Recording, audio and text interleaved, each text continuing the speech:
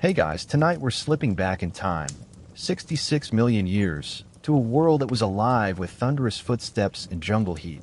A world where creatures the size of buses prowled through misty fern forests, and the air buzzed with life unlike anything we know today. But then, something happened. Something sudden. Something final. Imagine standing on a vast, quiet plain, the horizon painted in prehistoric gold. The sky overhead is clear, too clear, eerily silent. And then, like the breath of the universe being held too long, a blinding light screams across the heavens. You won't hear the impact in time. You'll just see the flash. Then nothing. Then everything. A 6-mile-wide asteroid punches into the Yucatan Peninsula with the force of 10 billion Hiroshima bombs. The Earth doesn't just shake, it recoils. The planet groans under the shock. The sea retreats in horror, only to return as towering tsunamis that swallow coastlines and crash through inland forests. Trees splinter like matchsticks. Animals turn to vapor. You probably wouldn't survive this. Very few things did. So before you get comfortable, take a moment to like the video and subscribe, but only if you genuinely enjoy what I do here. And hey, let me know in the comments where you're listening from and what time it is right now. Now dim the lights, maybe turn on a fan for that soft background hum, and let's ease into tonight's journey together. The first thing the asteroid killed was sound. Not metaphorically, literally. The shockwave from the Chicxulub impact moved faster than the speed of sound itself. Everything near ground zero simply disintegrated before it could even register what was coming. And then came the heat. Within minutes, the atmosphere was pierced by a tunnel of unimaginable energy. Molten rock, vaporized seawater, and clouds of pulverized earth erupted into the upper atmosphere. Globally, skies lit up with incandescent debris falling back down, igniting forests like lightning on dry parchment. Every continent saw the afterglow. Some scientists believe that even the farthest corners of the planet were bathed in searing heat, brief, but lethal. And still, that was just the opening act. Because the blast did more than just destroy, it launched a chain reaction. A cascade of consequences that would take years to fully unfurl and centuries for life to recover from. Those who didn't die instantly would face a new world, one where the rules had changed overnight. One of the eerie truths about this cataclysm is that we've actually found the fingerprints it left behind. In North Dakota, thousands of miles from the impact site, paleontologists uncovered a fossil graveyard frozen in time, fish with glass beads in their gills, blasted from the sky by tektites flung into the air by the asteroid's fury. These creatures weren't just killed, they were caught mid-swim by the apocalypse. And that's just one place. The fossil record bears the scars, a razor-thin layer of clay, barely a few centimeters thick, found all over the globe. It's laced with iridium, rare on Earth, common in asteroids. It's also filled with soot and shocked quartz, minerals twisted by pressures Earth alone can't create. It's a breadcrumb trail left by the cosmos. Imagine that. The dinosaurs, reigning for over 150 million years, undone in less than a day. It's hard to grasp. But nature doesn't always whisper. Sometimes she roars. Still, it's easy to think, well, that was it, right? Asteroid hits, dinosaurs gone. But that's only half the story, maybe not even that. Because extinction doesn't happen in an instant. It's a slow suffocation, a collapse in waves. What the asteroid began, the planet itself continued. The skies darkened, the air thickened, the warmth fled. And yet, some creatures managed to survive. Tiny mammals, burrowing reptiles, the ancestors of birds. Their survival tells us something deeper. Something about adaptation, fragility, and the quiet resilience tucked into the fabric of life. But for the dinosaurs, that first silence, the one that came right after the flash, was just the beginning. Let's stay close to that silence a little longer. There's more to see, more to feel. The firestorm hasn't yet swept across the plains. The skies haven't yet turned black.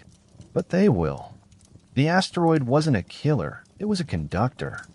It struck the first note in a symphony of endings, and the Earth did the rest. And tonight, as you lay back and breathe slowly, we'll follow each of those notes, step by gentle step, as the Age of Giants slips away into shadow. The light from the impact hadn't even faded before the fire began. And not just fire, planetary combustion. Picture the skies raining down molten glass, trillions of tiny meteoric beads streaking through the atmosphere at terminal velocity. Each one ignites the air as it falls. Together, they create something truly apocalyptic, a heat flash that scorches the surface of the Earth in unison, a global broil beneath the sky on fire. Within hours, forests thousands of miles from the crater were engulfed in flames. It wasn't just proximity to the asteroid that doomed the landscape, it was the sheer force of the re-entry debris. Imagine standing on what feels like a perfectly calm plain, then suddenly the wind picks up. Not a breeze, but a blistering gale carrying heat so intense. Leaves curl, skin burns, rivers start to steam. This wasn't just a meteor, it was a match. The world, once thick with greenery, turned orange, then black. A storm of flames swept across continents, fueled by the oxygen-rich atmosphere of the late Cretaceous. Plants dried and snapped like tinder. Dinosaurs, some already staggering from the tremors, were caught mid-run by walls of fire racing faster than they could flee. And above them, the sky was changing. Firestorms create their own weather. Pyrocumulonimbus clouds, giant thunderheads born of inferno, billowed into the stratosphere. These towering monsters could stretch miles high, pulsing with lightning as they carried soot, ash, and aerosols upward. The clouds crossed oceans. They didn't dissipate. They darkened.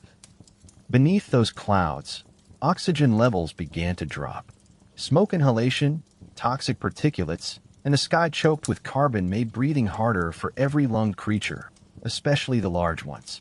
Imagine a herd of hadrosaurs, faces streaked with ash, eyes wild, stampeding through embers that blot out the sun. There's nowhere to go. Not really. The heat surrounds everything. Yet even in these moments, life struggled to cling on. Burrowers, creatures that made their homes beneath the soil, found refuge in the deep. Amphibians slipped beneath ponds, lakes, and slow-moving rivers. The water boiled in places, but not everywhere. Not all at once. Some shadows remained. But for the giants above ground, this was a gauntlet few could pass. We often think of fire as a destroyer, and it is, but it's also a revealer. It shows us what's fragile and what endures. In fossil beds today, we still find charcoal layers buried under volcanic ash and sediment. Entire forests burned to black, sealed by the silence that came after. And those charcoal lines, they tell us something important. That this wasn't a local event. This was global. The firestorm didn't just wipe out food sources. It warped the carbon cycle itself. Plants, once carbon sinks, became fuel. Their combustion released more CO2 into the already stressed atmosphere, setting the stage for a deadly domino of climate shifts. Somewhere in the chaos, as the days passed, the skies began to change color. The clouds, once bright with fire, became dull and gray, then darker, then black. Soot particles, sulfate aerosols, and pulverized rock gathered in the stratosphere, building an opaque layer that no sunlight could penetrate. But that's where we're going next. For now, close your eyes and picture the world from space, one half still glowing from the blast, the other slowly dimming under a cloak of ash. Fires flicker and fade. The Earth exhales thick smoke into its own sky. And beneath that sky, as dawn tries and fails to rise, the dinosaurs wait. They don't know yet that the fires will soon give way to something even more merciless.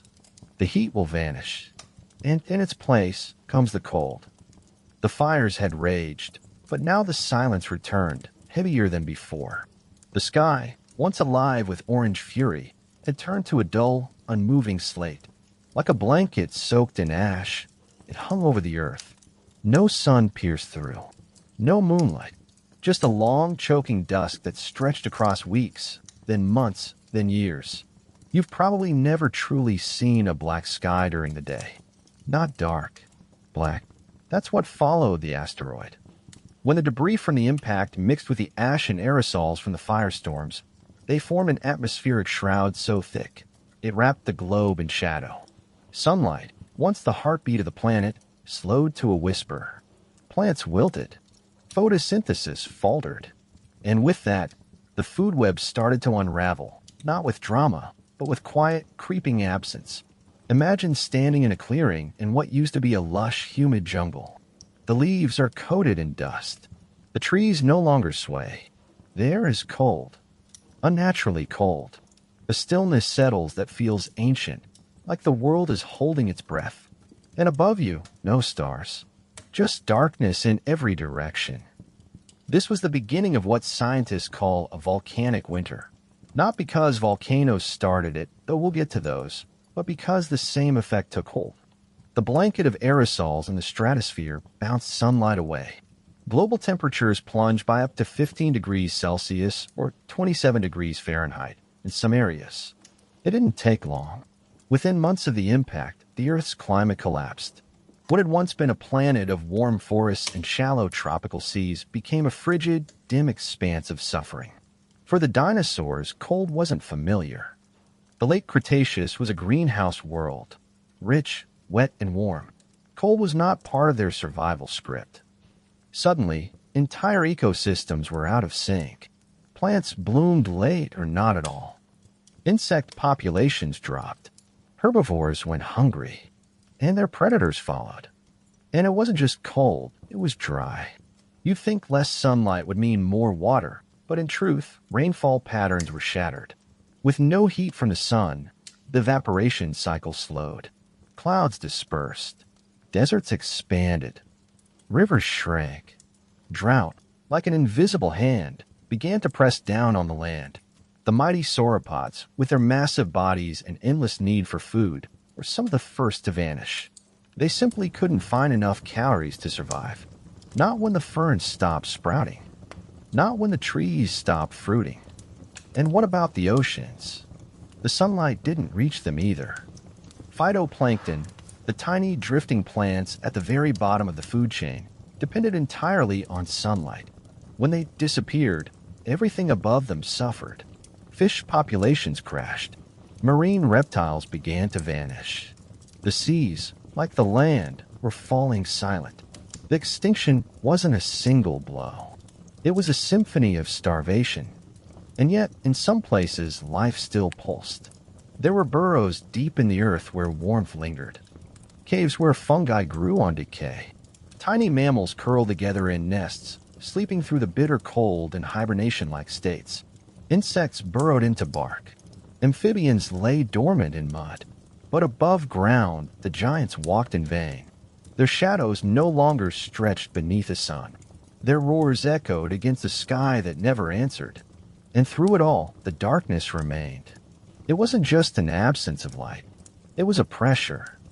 A constant, low gray that drained energy from every living thing. Fossilized pollen samples from this period show an almost total collapse of flowering plants. Ferns, resilient as ever, briefly surged, but they couldn't support the titans of old. This wasn't just extinction. It was a long, dim erasure. One by one, the great herds faded. Triceratops stopped appearing in the fossil record. Ankylosaurs, armored tanks of the earth, fell. Even the swift, intelligent raptors met their quiet end. They didn't know what had happened. They didn't know why the world had turned cold. They only knew that the trees no longer bore fruit, that the sky no longer warmed their backs, that each day felt longer than the last. And so life shrank. Smaller creatures, able to regulate their temperature better or consume broader diets, inherited the shadows. In time, they would crawl, skitter, or fly toward the new light. But for now, they huddled. The age of reptiles was ending not in fire, but in ash, cold, and silence. And as the darkness lingered above, a new threat was quietly rising from below. Beneath the choked sky and freezing winds, the oceans, vast and ancient, began to betray the very life they had long sustained. You see, the ocean is more than water. It's a delicate engine of chemistry and temperature, balance and breath. And after the asteroid's impact, that engine began to fail. At first, the changes were invisible, subtle, the kind that even the most intelligent creatures wouldn't have sensed. But they were there, creeping through the currents, altering salinity, shifting pH, and silencing the rhythms of life in the deep. Let's start at the surface. With the sun gone, phytoplankton couldn't photosynthesize. These microscopic plants are the base of the ocean food chain. They also produce a significant portion of the planet's oxygen. So when the light failed, the phytoplankton began to die. And with them, so did everything above in the web: zooplankton, fish, marine reptiles, and even the gigantic filter feeders that depended on the microscopic blooms of life. But this wasn't just starvation, it was chemical war. As the atmosphere choked with sulfur dioxide from the fires, and for volcanic gases still beginning to spew elsewhere, rain became acidic. This wasn't just a drizzle with a sting. It was rain that fell into the oceans and turned them into diluted acid baths. The pH of the seas dropped. Carbonic acid formed in abundance, dissolving the shells of ammonites, clams, and tiny plankton that used calcium carbonate to survive.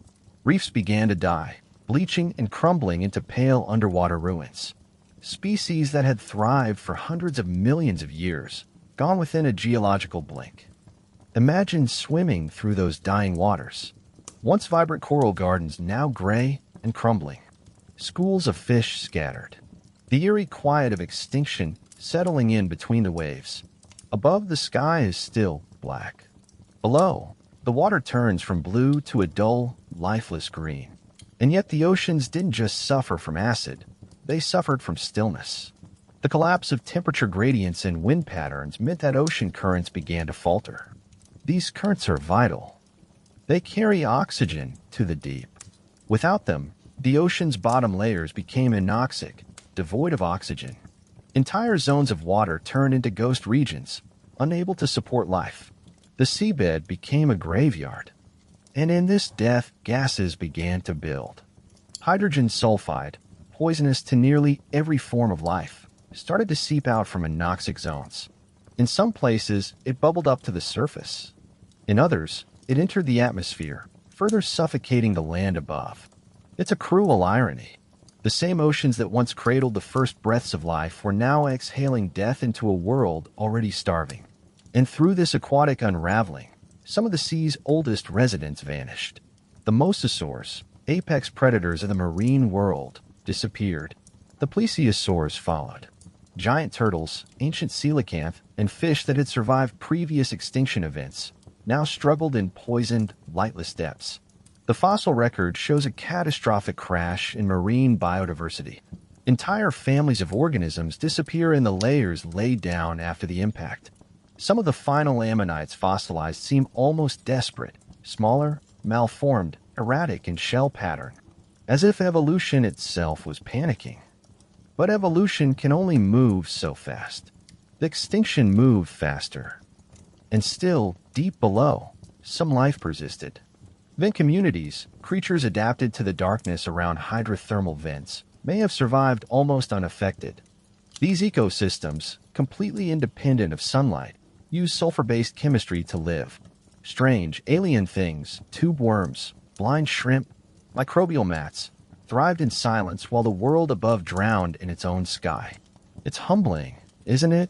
That in the face of planetary catastrophe, the winners were often the weird, the overlooked, the small. The survivors were not the fiercest. They were the ones who could endure. And as these deep-sea enclaves kept their pulse on the surface, a new threat was emerging, one not from above, not from the sea, but from the bones of the Earth itself. You see, the asteroid had triggered more than just fire and ice. It had awakened something already stirring in the heart of the planet. Because while the world reeled from the skies darkening and the oceans turning bitter, deep within the Indian subcontinent, the Earth began to split. And from that wound came fire, not brief like the asteroid's flash, but a slow, relentless burn that would last for hundreds of thousands of years. But that's for the next part of our story. For now, picture the oceans one last time. A world that once shimmered with light now moving like glass, opaque, heavy, disturbed only by the drifting remains of life. Listen closely to the deep. Not for whales, not for storms, but for silence. As the darkness held its grip and the oceans whispered their dying breath, the Earth itself began to exhale. Not with the sudden violence of an asteroid, but with the slow seismic release of buried fury. Deep below the Indian subcontinent, pressure that had been building for millennia finally found its voice. And that voice spoke in lava. The Deccan Traps. It sounds like a name from a fantasy novel, but it's all too real. One of the largest volcanic provinces on Earth, spanning more than 500,000 square kilometers, began to erupt. Not just once, not for days or weeks, but in pulses over tens of thousands of years. Rivers of molten basalt flowed across ancient plains, burying everything in their path. Some individual eruptions may have lasted for years, even decades, without stopping. And the gases, they were worse than the lava. Sulfur dioxide poured into the atmosphere, forming dense, light-reflecting clouds. These clouds worsened the global cooling already triggered by the asteroid. Every eruption pushed the planet further into its volcanic winter. But it didn't stop there. Carbon dioxide emissions surged too, turning the long freeze into a deadly seesaw between chilling darkness and hothouse spikes. This wasn't climate change. This was climate chaos. Now imagine being a creature already teetering on the edge of survival. Food is scarce. The skies have forgotten the sun. And now toxic air fills your lungs. Even far from the Deccan region, animals suffered. The winds carried acidic rain. The seas absorbed more carbon. Temperatures whiplashed unpredictably. One year bitter cold, the next alarmingly warm. We know the Deccan Traps were active around the same time as the asteroid impact. In fact, some scientists believe the shock from the asteroid may have intensified the eruptions, like striking a bell that was already trembling. That's still debated, but one thing is certain, the timing was catastrophic. The Earth didn't just suffer one extinction-level event. It suffered two, stacked atop each other. And the consequences? Let's start with the plants. Forests that survived the firestorms began to struggle under the acid rains. Sulfuric fallout stunted growth. Leaves yellowed and dropped early. Reproductive cycles were interrupted. Plants couldn't set seed. Flowers didn't bloom. And with that, entire food webs crumbled. Insects followed. Pollinators, already reeling from the cold and loss of light, now faced chemical poisoning. Some species simply vanished from the fossil record. The skies that had once buzzed with dragonflies the size of hawks now grew quiet. And for the animals that depended on those plants and insects, herbivores large and small, this was the final squeeze. It wasn't just a matter of finding enough to eat. The quality of what was left was declining too. Plants grown under high sulfur and low sunlight become nutrient poor. Digestive systems faltered. Reproductive rates dropped. Birth defects increased. And then came the gases. Sulfur dioxide wasn't alone. Carbon monoxide, methane, hydrogen chloride, all spewed from the Earth in vast clouds. These gases mixed with water vapor in the atmosphere, forming acidic compounds that returned as corrosive rainfall. Lakes turned toxic. Soil degraded. Amphibians, with their sensitive skin, were some of the first to vanish. And still the lava flowed. The Deccan Traps weren't like typical volcanoes with towering cones and explosive peaks. These were flood basalts, sheets of lava oozing across the land, drowning it in layers that, over time, stacked kilometers deep. Today, if you were to walk across parts of western India, you'd be treading atop ancient lava fields laid down during those very years. Beneath your feet, the stone still holds the memory of the dying world. It's difficult to fully grasp the scale. The CO2 released by these eruptions may have taken hundreds of thousands of years to dissipate. Even long after the sky began to clear and light returned in filtered gold, the Earth remained sick. The carbon balance had shifted. The atmosphere had changed. And the planet would not be the same again for millions of years. Some life clung on. Crocodilians, already adapted to shallow, murky waters, survived. So did some turtles and small lizards, creatures that could hide, burrow, and wait. But for most, the combination of toxic air, unstable temperatures, acid rain, and failing ecosystems was simply too much. They didn't all die at once. They faded, and when they were gone, the lava kept flowing. But beneath that lava, under the sediment, locked in layers of blackened stone and mineral ghosts, the story was still being written. Because even as the Earth seemed to turn against life, the first seeds of the next age were beginning to stir. But that comes later. For now, listen to the breath of the planet, heavy, ragged, poisoned by its own fire. Picture the world wrapped in gray, lit faintly by volcanoes that belched flame into a sunless sky. This is the long death, the second fall. Not with a bang, but a slow, ashen breath of surrender. And yet, the Earth was not finished yet. Somewhere between the last ember and the first snowfall, the world tipped further into silence. The asteroid had struck. The fires had raged. The skies had darkened. The oceans had turned against their children. And now, under the weight of volcanic breath, the world began to freeze. Not in a sudden snowy cascade, but in a creeping, merciless hush. This was not the kind of winter, you know. It wasn't just snow and frost. It was a long, sunless cold. A geological stillness. A global deep breath that refused to exhale. And for the creatures left behind, this was the final test. The sun, dimmed by ash and sulfur veils, barely reached the Earth's surface. Even at noon, the light was a kind of twilight. A world cast in permanent overcast. And with it came the cold, not the crisp white snow of holiday postcards, but a bone-hollowing chill that bled through stone and soil. Imagine a forest, or what's left of one.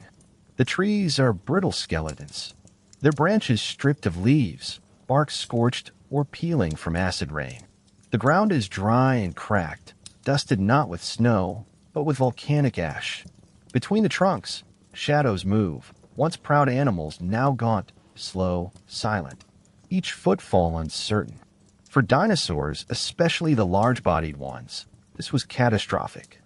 They had evolved for a greenhouse Earth, an environment warm, wet, and rich in plant life. But now, the temperature had dropped drastically. Some estimates suggest global averages fell by as much as 10 to 15 degrees Celsius.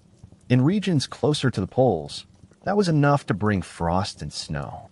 Even in the equatorial zones, it meant death for cold-blooded reptiles and temperature-sensitive ecosystems. Food, already scarce, became scarcer. Plants could not thrive without sunlight. Trees stopped flowering. Ferns, grasses, cycads, silent. Herbivores found nothing to graze. Their ribs began to show.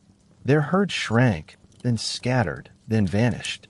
Triceratops, ankylosaurs, hadrosaurs, all once dominant, now stood still in the haze, heads low, muscles shivering against a wind that never used to blow this cold.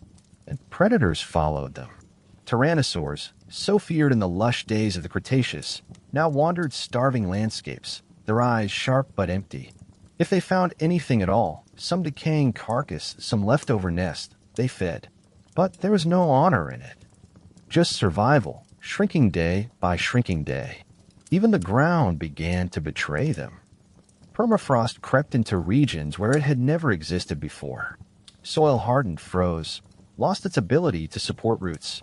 Microbial activity, the invisible lifeblood of ecosystems, slowed. With each passing season, the world became more like stone, a frozen museum of what once was. And for the creatures of the sky, the chill was just as cruel. The smaller, feathered dinosaurs, what we now know as early birds, struggled to find warmth. Those who had adapted to forest canopies or wetland hunting grounds now faced barren landscapes and icy winds. But some survived, not because they were stronger, but because they were smaller, more agile. They could fly. They could hide. They could eat almost anything. These early birds began to fill niches left behind. And as they did, the sky began to whisper a new song, a faint one, fragile but persistent. Meanwhile, some of the only survivors among the reptiles were the crocodilians. Strange, isn't it? That something so ancient, so seemingly lumbering, could outlast the kings of the earth?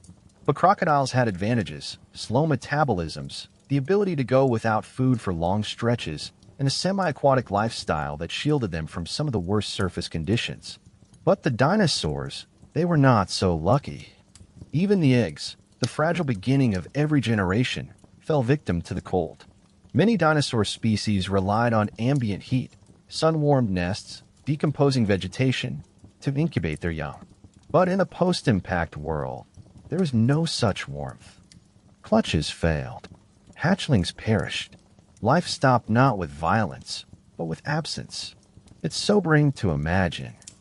Generations of creatures who had ruled for millions of years, reduced to quiet, empty nests. Yet amidst this slow extinction, the Earth wasn't simply dying.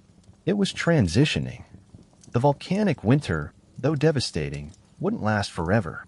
In time, the skies would begin to clear. Temperatures would stabilize, though never quite return to what they were. But by then, it was too late. The great beasts were gone. Not all at once. Not everywhere.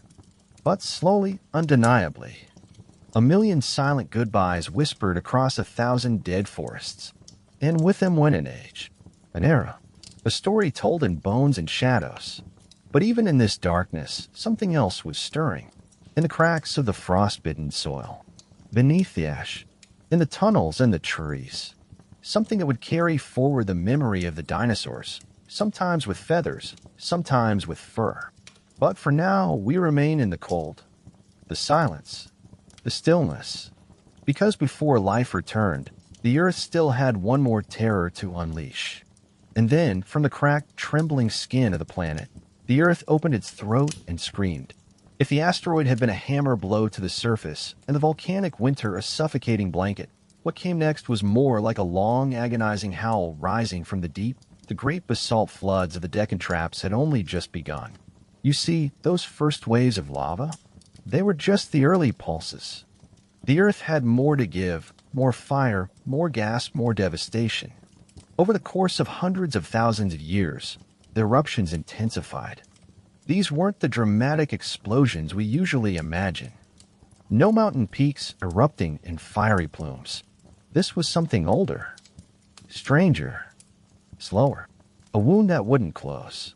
The Deccan Traps erupted from fissures in the crust, spreading molten basalt in waves so vast they could drown cities today in a matter of hours. Lava crept like liquid night across the land, filling valleys, swallowing rivers, even altering coastlines. With each new surge, more life was buried under cooling black stone. But it wasn't the lava that did the most damage. It was the atmosphere. Every eruption released an immense volume of gases: sulfur dioxide, carbon dioxide, methane, fluorine. Some of these rose high into the stratosphere, reflecting sunlight, deepening the planet's volcanic winter. Others built up at ground level, creating acid rain, or warming the globe in destructive, unpredictable bursts. It was as if Earth couldn't decide whether to freeze or burn. This climatic teetering, wild swings between intense cold and sudden heat, was disastrous for ecosystems trying to stabilize. Just when plants began to return, a warming spike would parch the soil. Just when the cold seemed to ease, a sudden drop would wipe out fragile new growth. The planet was seesawing between extremes, too unstable for recovery. And yet, within this chaos, the eruptions kept coming. Modern scientists studying the Deccan Traps can trace the different pulses of lava like rings in a tree. Some of the largest outpourings happened right around the time of the extinction event, within tens of thousands of years of the asteroid's impact. Whether coincidence or consequence, the alignment was brutal. Every new pulse of magma released more gases. Every new ash plume blanketed the sun. And every new disruption pushed species closer to the edge. The Earth was, in effect, collapsing from both ends. The upper atmosphere was saturated with particles that blocked sunlight, while the lower atmosphere thickened with greenhouse gases that held in heat. It's a contradiction, but both happened. The upper layers cooled. The surface sometimes boiled. And life, caught in the middle, suffered the whiplash. In these conditions, even once resilient species began to fall. Insects, which had survived numerous past extinctions, declined. So did amphibians.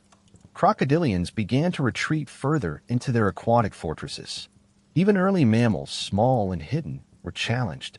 Reproduction slowed. Lifespans shortened. Mortality rates spiked. But the most haunting consequence was in the skies.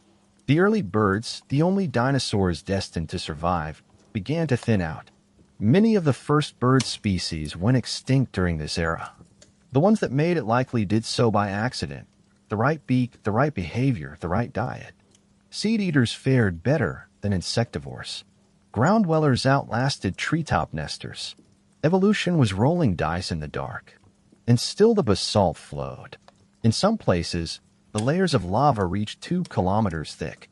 Imagine that layer after layer of cooling black stone, stacked taller than any mountain you've ever seen.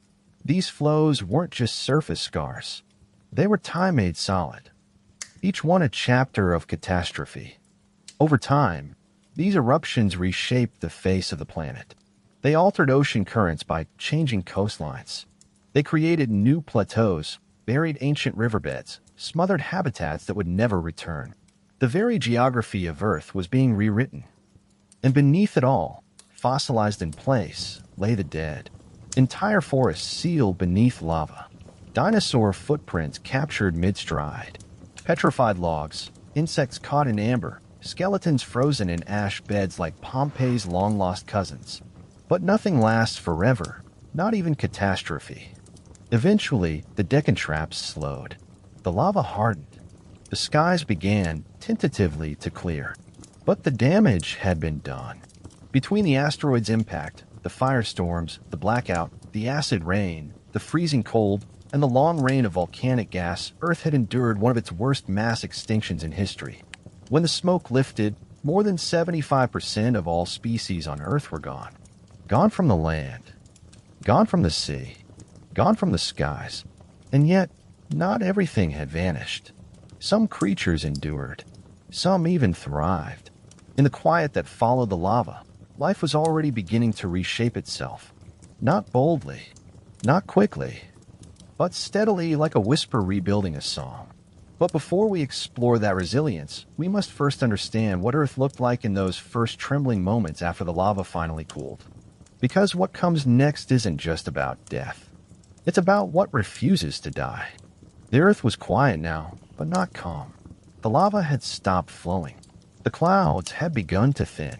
The long volcanic winter was slowly losing its grip. But the planet was far from healed. In fact, beneath its battered surface, it was still in shock. Imagine looking at Earth from above during those first years after the final pulses of the Deccan eruptions. You wouldn't see a vibrant blue marble. You'd see a patchwork of ruin. Blackened scars of lava across India, bleached forests in North America, collapsed reef systems in shallow oceans, deserts where jungles once stood, and deep lines along the edges of continents, tectonic fractures still groaning under the pressure. Because what the asteroid started and the volcanoes sustained, the Earth's crust itself now echoed. We often forget that our planet is alive beneath our feet. The mantle flows slowly, yes, but it flows. When something as massive as the Chicxulub impact strikes, it doesn't just affect the atmosphere. It shakes the planet to its core. Earthquakes, tsunamis, shifting tectonic plates, these didn't stop after day one. They continued for years, possibly decades. In fact, some researchers believe that the impact destabilized tectonic boundaries thousands of kilometers from ground zero. Plates shifted. Stress lines cracked open. And the world groaned under its own shifting skin. Picture standing on a high ridge in what's now the Andes, or the Himalayas, or some yet unformed mountain range. The ground trembles, not from a single quake, but from a low, rolling unease that returns every few weeks. Each time, landslides bury what little greenery has tried to return. Rivers shift their paths. Valleys sink. Mountains rise. The Earth is rearranging itself. And it wasn't just the land. The oceans too felt the shake. Massive underwater landslides, triggered by seafloor destabilization, sent silt and organic matter tumbling into the deep. Oxygen-poor zones expanded. Whole coastal ecosystems collapsed not because of surface-level destruction, but because the very foundation beneath them was shifting. And let's not forget the tsunamis. The initial impact had already sent waves taller than skyscrapers across the Gulf of Mexico, but aftershocks generated more and more. Every seismic adjustment in the days and years after brought another pulse, smaller, perhaps, but no less deadly to coastlines already stripped of vegetation and vulnerable to erosion. For animals still trying to survive near rivers, lakes, or shorelines, this meant unpredictability. Imagine a group of surviving hadrosaurs, thin, hungry, but still moving, trying to navigate a riverbed that suddenly collapses beneath them. Or burrowing mammals whose tunnels flood overnight, not from rain, but from an inland wave crashing in without warning. Survival didn't just depend on size or strength anymore. It depended on luck, timing, geography, and the Earth wasn't finished shifting. Volcanic aftereffects continued to belch steam and ash from the crust. Even after the main eruption ceased, smaller vents and fissures opened across the continents, releasing toxic gases and pulses. Carbon monoxide, hydrogen sulfide, radon. You wouldn't even smell some of them before your lungs failed. Animals began avoiding lowlands, not because they understood gas concentrations, but because instinct led them away from valleys where too many died. This changed migration patterns, hunting grounds, and mating territories. The Earth's rearrangement was more than geological. It was ecological. And then there were the skies. As tectonic adjustments affected volcanic regions worldwide, even minor eruptions in far-flung corners of the planet contributed new pulses of ash to the atmosphere. The skies, though clearer than during the peak of extinction, were still far from blue. They carried a strange, dirty haze. Not the thick black of year one, but a pale gray veil that dimmed the sun's return. Plants struggled to bloom under this diluted light. Photosynthesis returned, yes, but slowly, inconsistently. Tree rings from the time show stunted growth, seasonal gaps, and chemical stress. Some species never recovered. Others mutated into new forms, adapted to the new light and soil chemistry. And what of the survivors? The animals that remained, early mammals, some birds, amphibians, and reptiles, were now living in a world with a different rhythm. The seasons were unfamiliar. Temperatures unpredictable. Storms violent and frequent as the planet's weather systems tried to recalibrate. Rain fell acid-heavy one year, absent the next. Frost came early, left late. It was as if Earth were learning to breathe all over again. And in that struggle, life evolved. Not in leaps and bounds, but in tiny adjustments, mutations, new instincts. Birds built nests closer to the ground, shielding their young from harsher winds.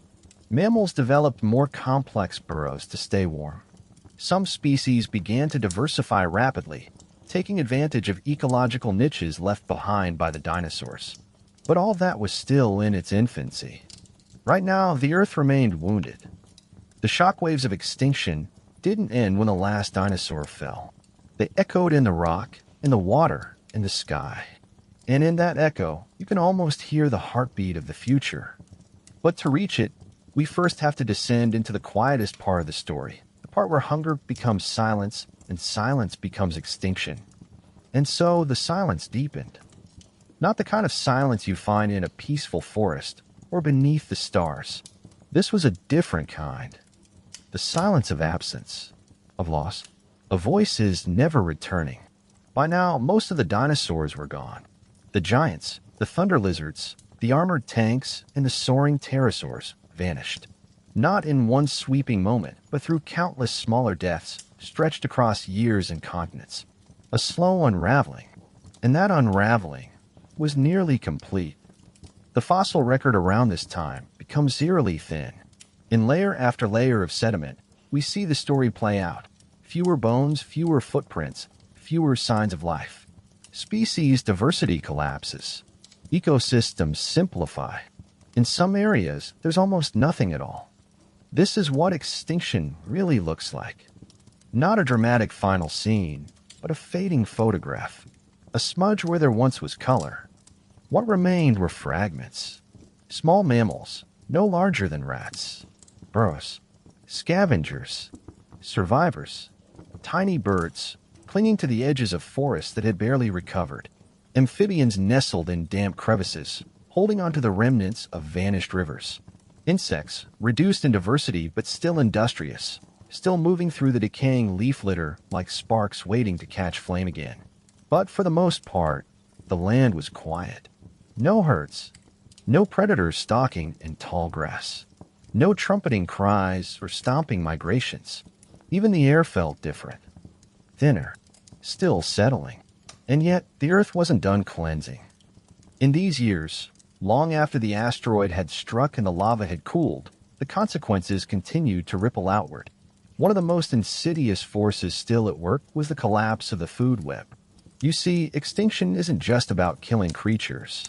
It's about breaking relationships. When a certain plant vanishes, the insect that feeds on it goes too.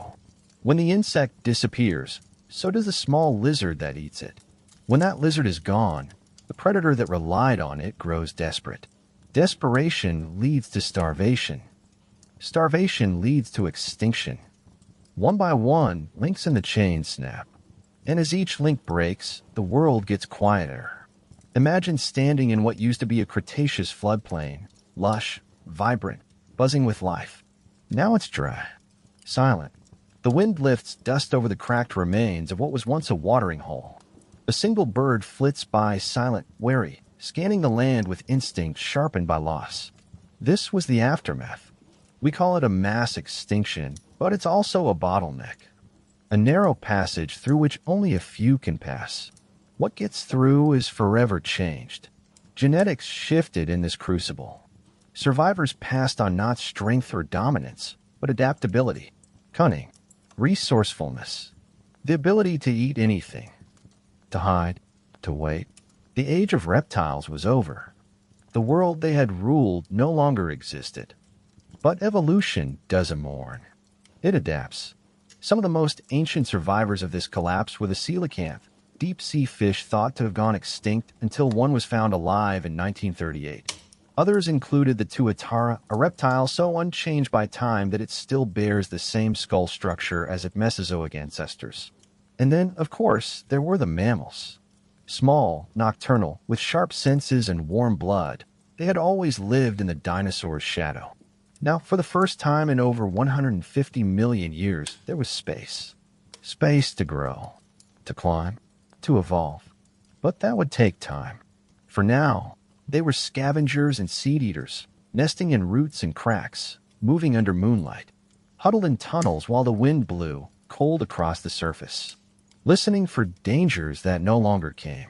The Earth, too, was in a slow kind of recovery. Soils were rebuilding. Fungi were breaking down the dead, releasing nutrients back into the ecosystem. The skies, though hazy, were lighter. Sunlight was returning, diffused but persistent. And with it came photosynthesis. And with that, hope. The ferns came first. Hardy ancient, able to thrive in poor soil and low light. Then, slowly, other plants. Shrubs, early trees. Grasses were still in their infancy, but their time was coming. And the birds remembered. Their ancestors had once ruled the skies with wingspans larger than a bus.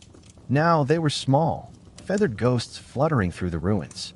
They were not yet the birds, but they carried the legacy of the dinosaurs in their bones, in their beaks, in the rhythms of their hearts. The world had been broken, but not erased. This is the lesson of extinction. Life is not invincible, but it is persistent. It falters, it fades, but it returns. And even as the last great dinosaur lay down in the ash, even as the final roar faded into the wind, the Earth had already begun to turn towards something new. From the quiet came renewal, not triumphant, not loud, but steady, like the soft press of moss over stone, like the first roots probing cracked soil. Life was beginning again. In the earliest days after the extinction, it was as if Earth had hit a reset button. With over 75% of all species wiped out, ecological niches stood empty like abandoned houses after a storm. And slowly, cautiously, the survivors began to move in. Not the grand, the glorious, or the bold, but the meek, the hidden, the overlooked. It's always this way after a mass extinction. The colossal fall, the small inherit. So let's take a walk through the world now, as it stood in this new age, what scientists call the Paleocene. The first chapter of Earth's recovery. The forests are beginning to return, but they look different. Gone are the towering cycads and coniferous giants of the Mesozoic. In their place, low, scrubby plants, early angiosperms, flowering plants, that had managed to survive the chaos and now spread quickly across the scarred land. Some of these early flowering species, once rare under the canopies of dinosaur-dominated forests, suddenly found sunlight and space in abundance. Their petals opened to weak but growing light. Their pollen drifted in wind that no longer carried ash. And from this subtle renaissance came opportunity. Insects followed the plants. Bees, ants, beetles, reduced in numbers, but genetically diverse, began to repopulate the landscapes. Their activity helped flowering plants flourish faster. A feedback loop of resilience. And into this renewed web crept the mammals. The fossil record from the Paleocene shows a curious expansion. Small mammals of the Mesozoic, shrew-like, nocturnal, timid, begin to evolve rapidly. In the absence of giant predators, they explore new diets, new behaviors. Some become specialized for climbing, others for digging. A few start venturing out in the daytime again, and their brains growing. With the fall of reptilian dominion, mammals began to experiment with intelligence. Not in the way we think of today, but in tiny adaptations, memory, problem-solving, coordination. Evolution had rolled the dice, and braininess had won a seat at the table. It was slow. Thousands of generations passed, but the path had changed forever. Meanwhile, the birds, the only dinosaurs to truly survive, were undergoing transformations of their own. In the wake of the extinction, many of the large, soaring pterosaurs had vanished. The skies were now dominated by the descendants of small feathered theropods. These early birds began to diversify rapidly. Some developed strong flight. Others became runners. Beaks specialized for seeds, insects, or small prey. They, too, found freedom in the absence of giants. And their songs, once quiet, began to fill the air again. The soundscape of Earth was changing. Where once it had been filled with deep bellows, thundering steps, and screeching pterosaurs, it now shimmered with bird calls, insect wings, rustling leaves. Life in a new register. Underneath it all, ecosystems were knitting themselves together again. Rivers cut new paths through volcanic stone. Lakes formed in ancient craters. Microbial life rebalanced the soil. Fungi continue their tireless work, breaking down the dead, building the foundation of life. The oceans, too, had begun to recover. Though the loss had been vast, plankton, ammonites, marine reptiles, new players were arriving.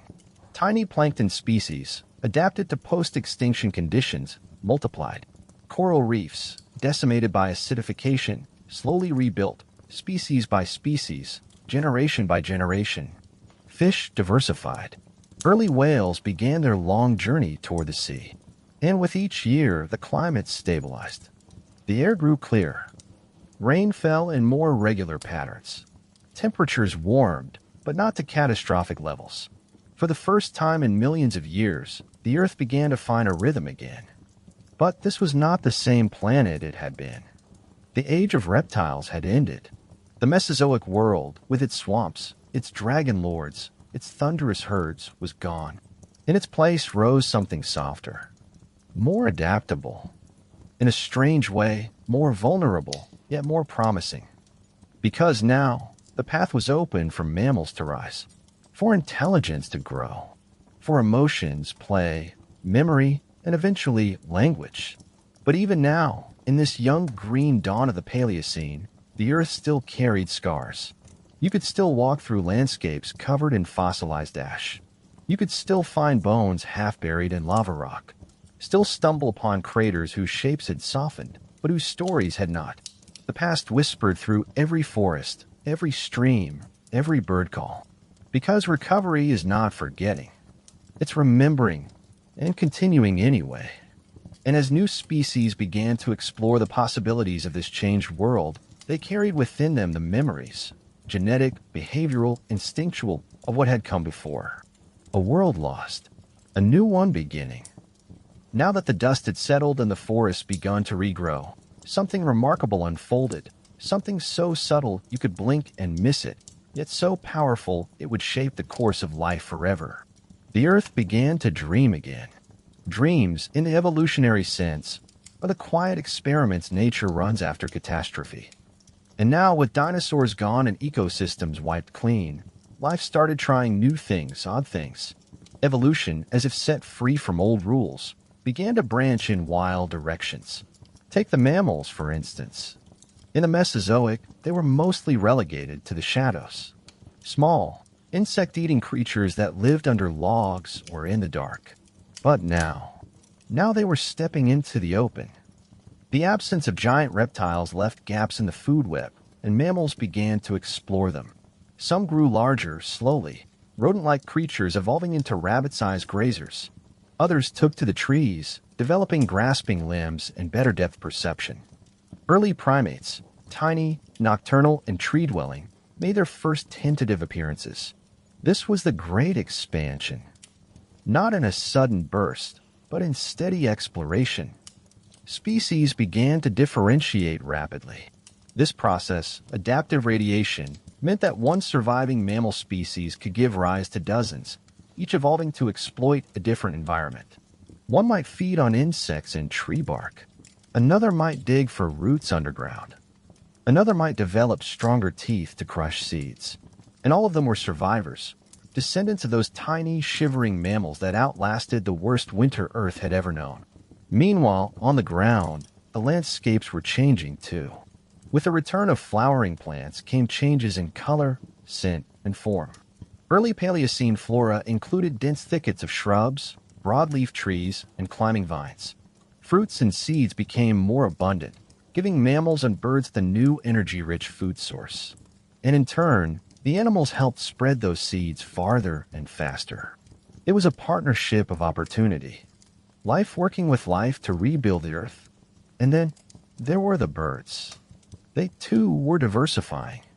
Their ancestors had escaped extinction by a thread, but now they soared into the future with breathtaking variety. From toothed seabirds to swift forest flyers, avian evolution surged. Some developed powerful legs and beaks, evolving into ground-dwelling, flightless birds. Others refined their wings, becoming faster and more agile. Every new ecosystem invited new adaptations, and the skies, once ruled by leathery-winged pterosaurs, now filled with feathers. Insects, too, were undergoing their own quiet renaissance. Pollinators became more specialized. Ants formed complex colonies. Beetles diversified into countless shapes and diets. Spiders evolved new hunting strategies. Invertebrate life became once again a bustling foundation for the planet's ecosystems. All this renewal didn't happen in isolation. Everything was connected. Predator and prey, plant and pollinator, soil and scavenger. And underneath it all was a slow, tectonic heartbeat. The continents continued to drift. The Atlantic Ocean widened. India, once a drifting island, crept closer to Asia, where it would eventually slam into the continent and raise the Himalayas, a collision still unfolding today. These shifts changed climate patterns, ocean currents, and regional temperatures. Rainfall began to fall more consistently. Seasons stabilized.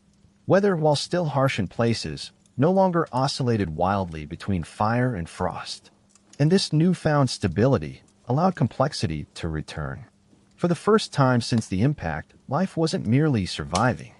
It was expanding, experimenting, organizing into layered, interwoven ecosystems once again. It would still be millions of years before anything resembling humans appeared. But the conditions, the soil, the forests, the web of life were finally reestablished. In a strange sense, this was a second creation. Not the violent one of fire and water, but a quiet green genesis, where new stories could grow atop the ashes of the old. Yet even now, remnants of the Cretaceous still lingered. Occasionally, a fossil would wash down a riverbank, an ammonite spiral, a mosasaur tooth, a petrified fern. Physical memories embedded in rock, slowly surfacing again. They were the last echoes of an age lost, surfacing in a world already learning to forget. But some things weren't forgotten. Not entirely. The genes of the survivors still carried whispers of that ancient world. The instincts to hide, to forage, to burrow. The cold weather adaptations. The flexible diets. Even some anatomical features, stronger senses, complex teeth, maternal behaviors were honed in that crucible of catastrophe. You carry some of them too. Because what came next would include us. Not yet. Not for many millions of years. But the path was opening. Laid by extinction. Cleared by lava. Softened by rain. For now, Earth was green again. Tentatively, beautifully green. With new animals in its forests. With new songs in its skies. The nightmare had passed. But its memory would shape every living thing that came after. By now, the Earth had settled into a different rhythm. Gone was the constant thunder of saurian footsteps. Gone were the primeval roars echoing through swamps and fern-filled valleys. In their place came smaller sounds, leaves rustling under tiny paws, the whir of insect wings, the sudden sharp cry of a bird. The Earth, once loud and heavy, now moved in a quieter, more intricate key.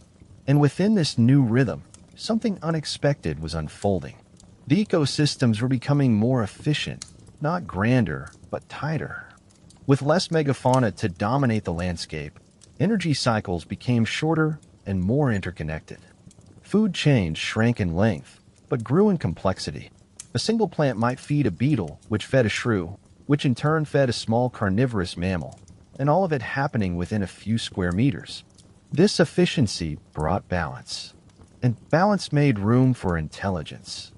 The survivors of the mass extinction, especially mammals and birds, had to learn quickly.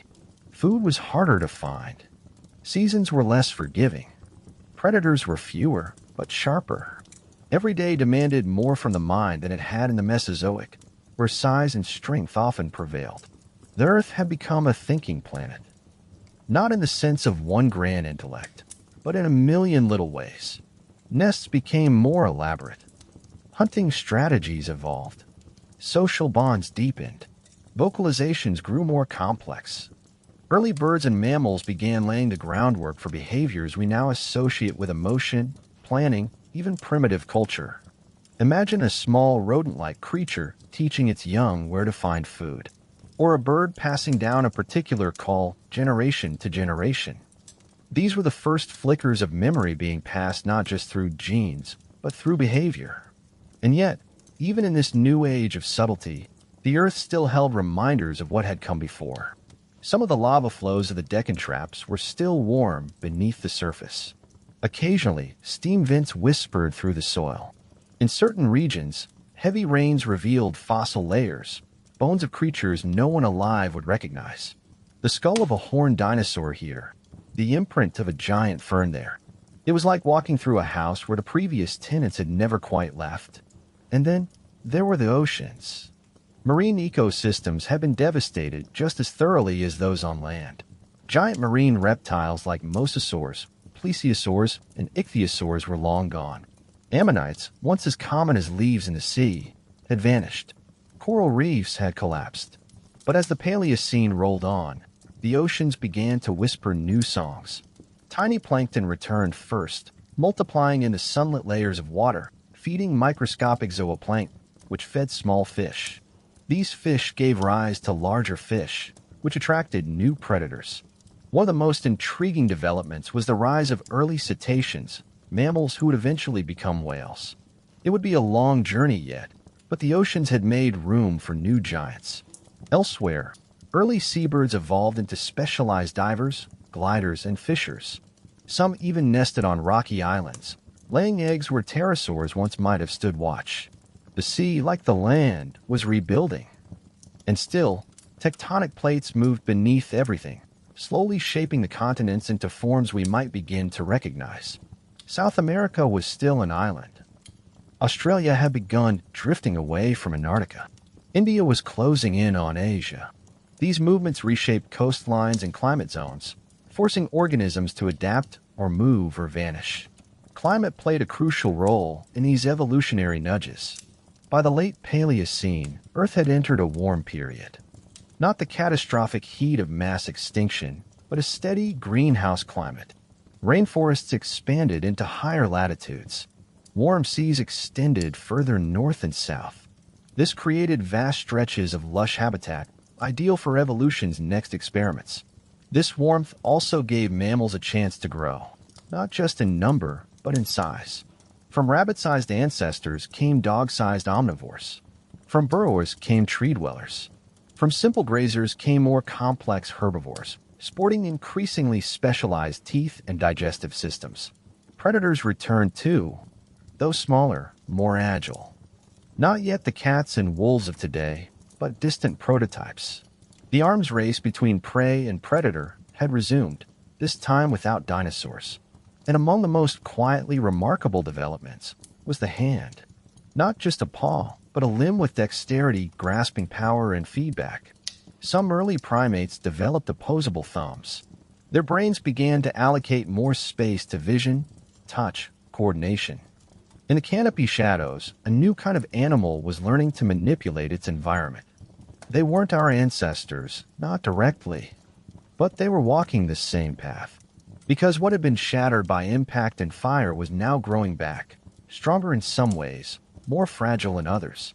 This time, life wasn't just filling niches. It was creating new possibilities, preparing for futures no dinosaur had ever imagined. And through it all, the Earth held steady, its surface cooling, its waters circulating, its skies finally clear. What came next wouldn't be the age of monsters, but the age of minds. The groundwork had been laid. The world was ready. But evolution still had one more test to run, and it would come wrapped in heat and chaos and carbon. The Earth had survived apocalypse. It had healed slowly.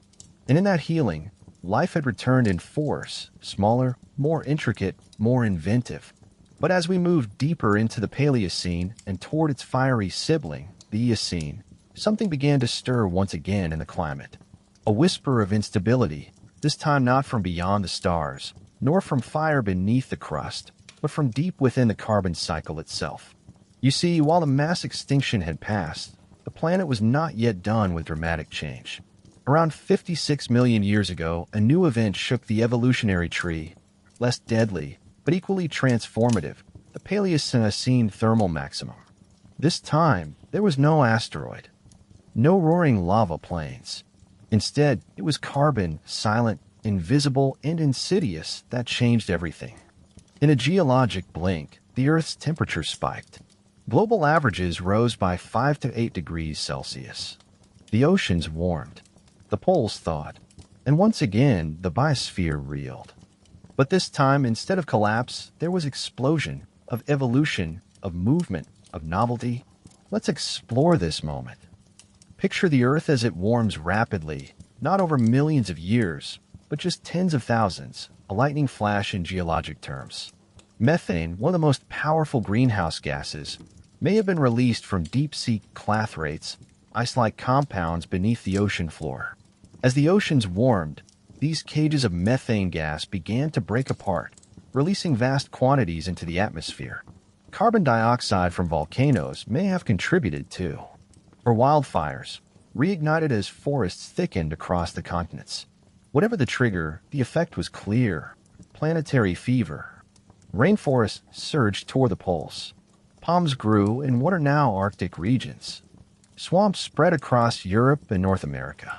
Insects became massive and abundant again. Ecosystems expanded their boundaries in every direction. And for the animals that had survived the previous extinction, this warming was a chance to run wild, literally. Mammals began to radiate into shapes and sizes never before seen. Horses the size of cats. Primates with wide eyes and grasping fingers.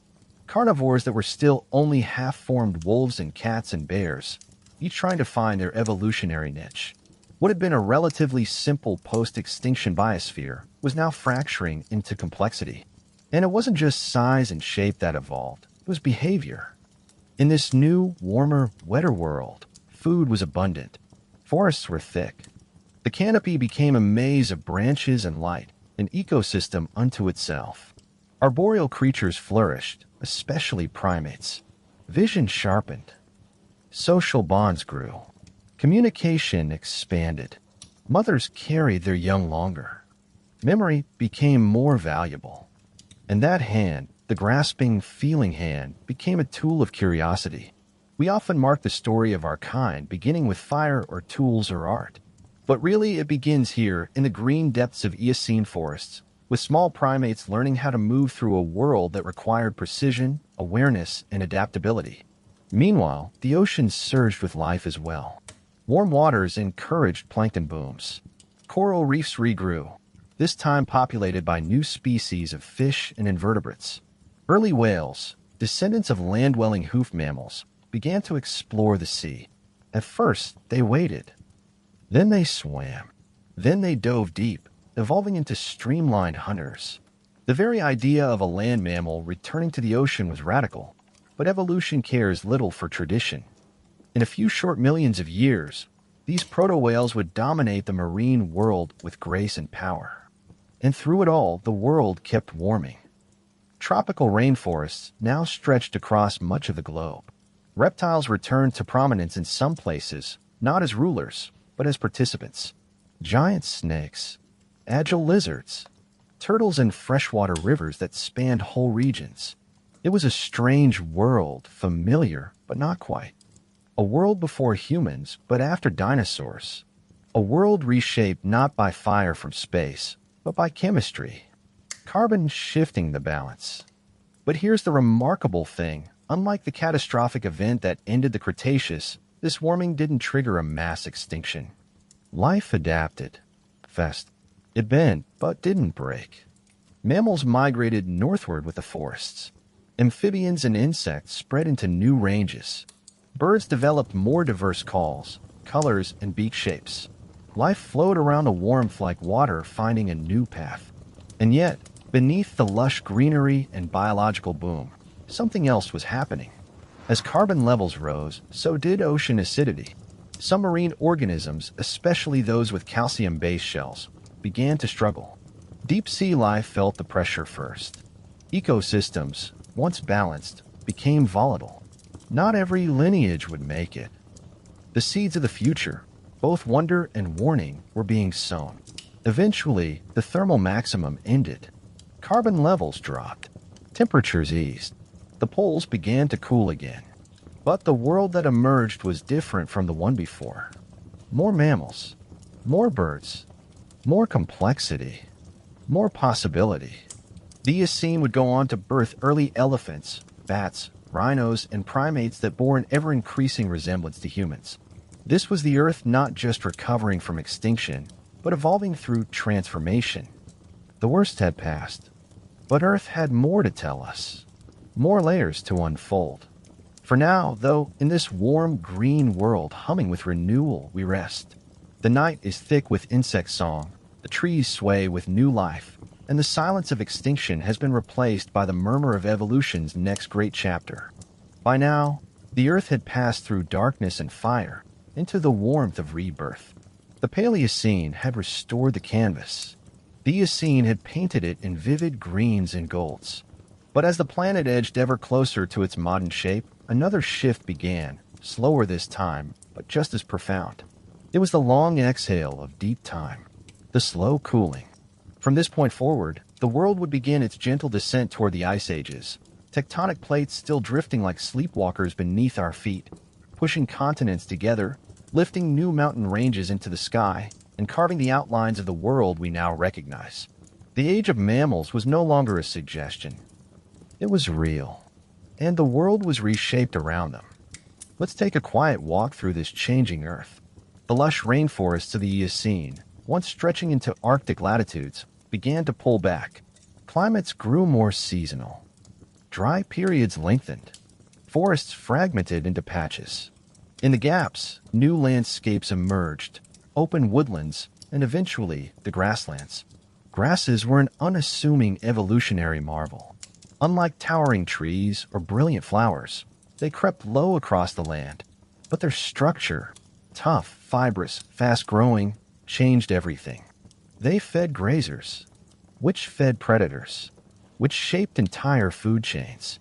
With grass came movement, herds, migration. Open ground demanded new strategies, speed, endurance, vigilance. Animals adapted. The once small, hoofed mammals began to grow. Some became swift runners, horses, antelopes, deer. Others became heavy browsers, Early rhinoceroses, tapirs, and the ancestors of elephants. Bodies adapted to heat loss, long-distance travel, and scanning wide horizons. Predators responded in kind. Nimble carnivores evolved longer limbs, better eyesight, more complex hunting tactics. Packs, ambush, persistence. This wasn't just a change in climate. It was a change in tempo. Ecosystems that had once been dense and layered now sprawled and flowed. Vision became more important than smell. Speed became more vital than camouflage. And for primates who had long thrived in the canopy, things got complicated. As forests thinned, some primates stayed in the trees, but others cautiously came down. They learned to navigate a new kind of danger, open space.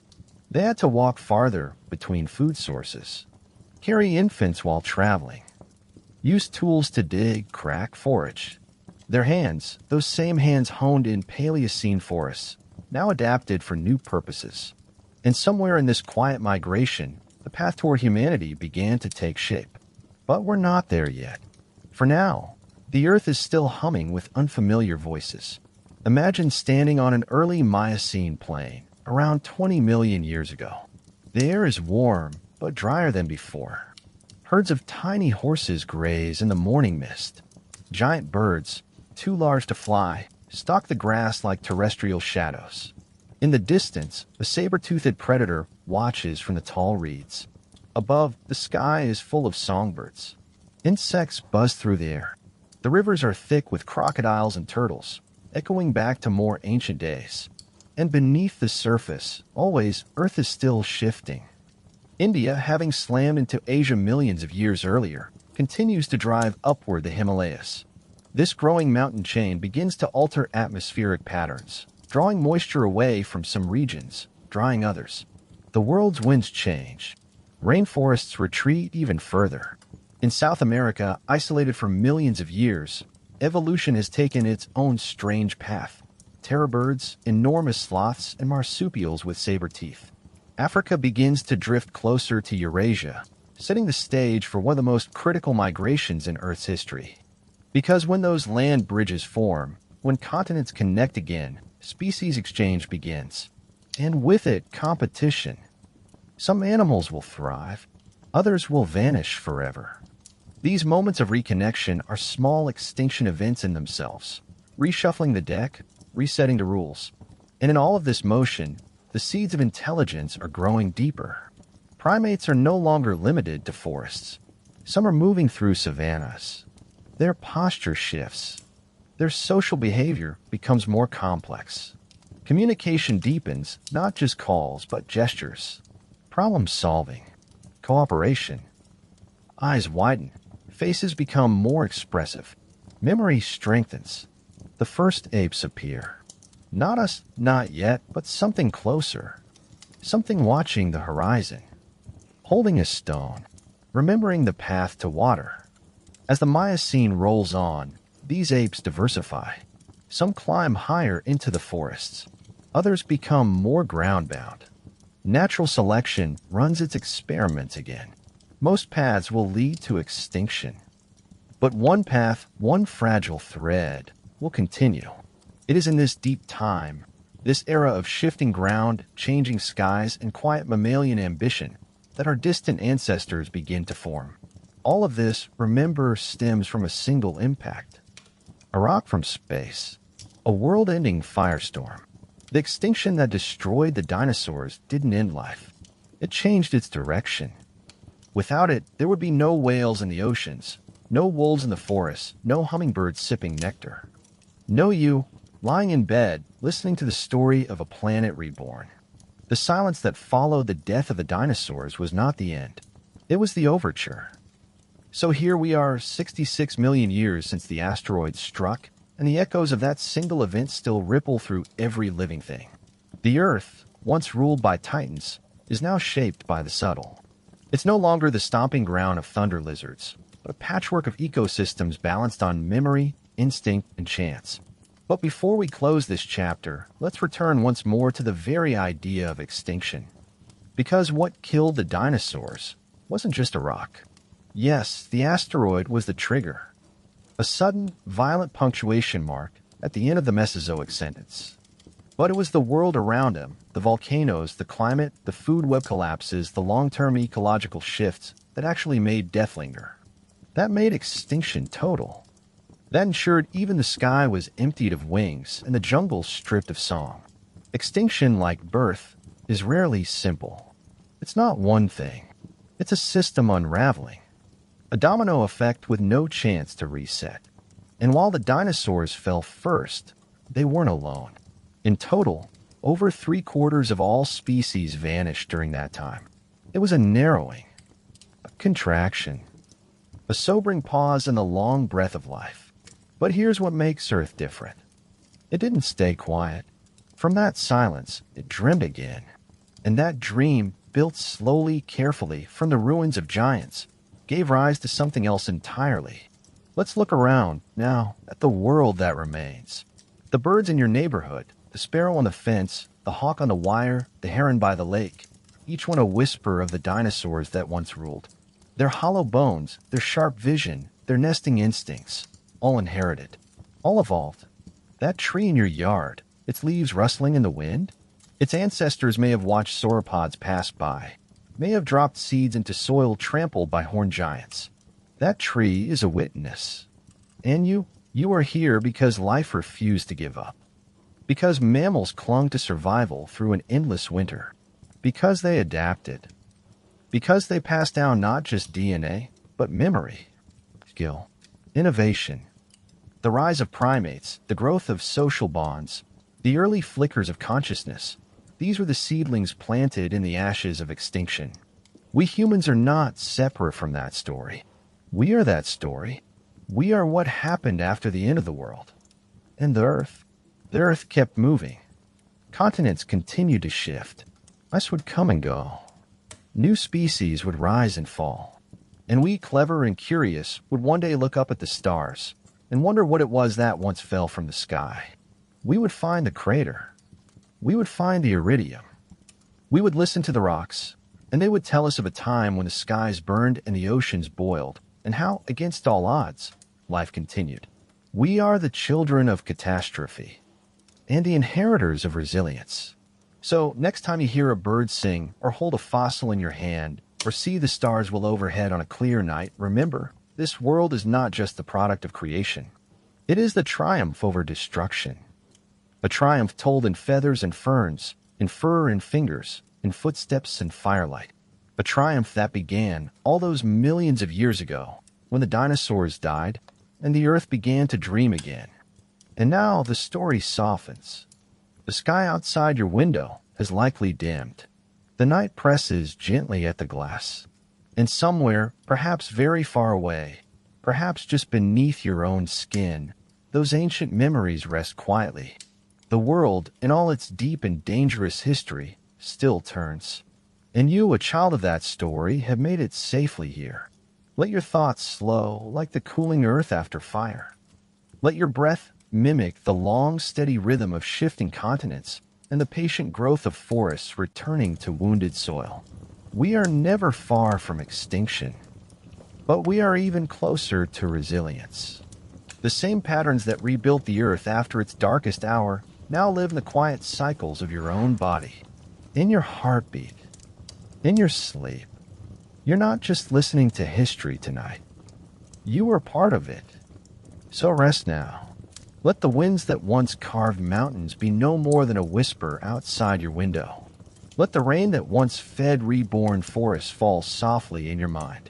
Let every creature that once lived and every mystery that remains be woven gently into your dreams. You've traveled through fire and silence, through time and wonder, through what was lost and what rose in its place. The earth is calm now, and so are you. Good night.